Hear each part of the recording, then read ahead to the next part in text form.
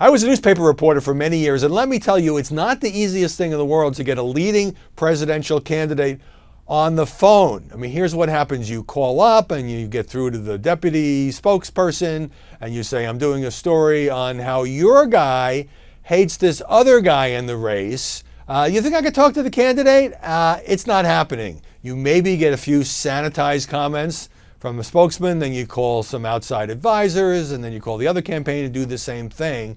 If a major presidential candidate is going to cooperate with you, it's going to be for a piece that's a long profile or takeout on the policy agenda or something that's so clearly in the candidate's interest. But this is not what happens when you're dealing with Donald J. Trump. As the Washington Post learned for a piece published yesterday, it was I spoke earlier this week about the animosity between Jeb Bush and Donald Trump, and Trump is bashing him constantly, and Jeb until recently has not been fighting back, but now he is in his more restrained, only grown up in the room kind of way.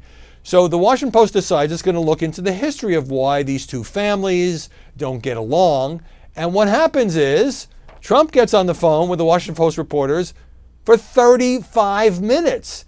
And he elevates the story into a fascinating read. Here are just some of the things that Trump told the paper. Jeb Bush, this guy, I don't think he has a clue. George H.W. Bush, Jeb's father, really liked the father, really liked him as a person, but hated his read my lips, no new taxes. He raised taxes monstrously. How about the brother, former President George W. Bush, says Trump. He didn't seem smart. I'd watch him in interviews and I'd look at people and ask, do you think he understands the question? And then back to Jeb. He's not up to snuff. Jeb is never going to bring us to the promised land. He can't. It goes on in that vein. Trump took shots at Jeb Bush's time after he was Florida governor with Lehman Brothers, which of course is something of a liability because that's a Wall Street bank that later collapsed and contributed to the fiscal crisis of 2008. Now, Jeb's campaign did respond, spokesman saying, first of all, the job with Lehman was perfectly legitimate, and also saying when Trump was attending New York liberal cocktail parties, keyword liberal, and trashing conservatives and Republican presidents any chance he got, Jeb was the most conservative governor in the country, cutting taxes, reining in the size of government, and protecting life. Now, if you're a reader, you're going to be more interested in that comment from the spokesman or quote after quote after quote from Donald Trump. This is a perfect example of why Trump is dominating the media coverage and drives the media conversation. He's done more than 70 national television interviews, but he also talks to websites. He also talks to newspapers. He called into Howard Stern's show, and believe me, that matters.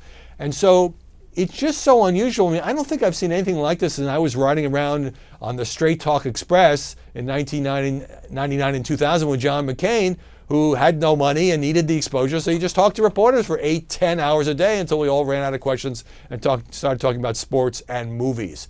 So this is in part why Trump, again, is become such a dominant media figure. Some people think too dominant and that we're not giving enough time to the other candidates, and there is some truth in that.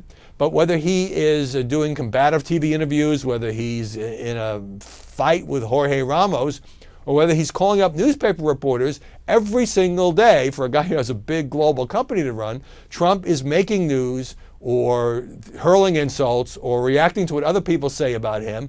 And journalists like that. Even if they don't like Trump, even if they're negative toward Trump, they like the fact that he's engaged. And I think people out there, some like Trump, some don't like Trump, but I think people who are gravitating toward Trump like the fact that he mixes it up with the media, that he doesn't take any guff from the media.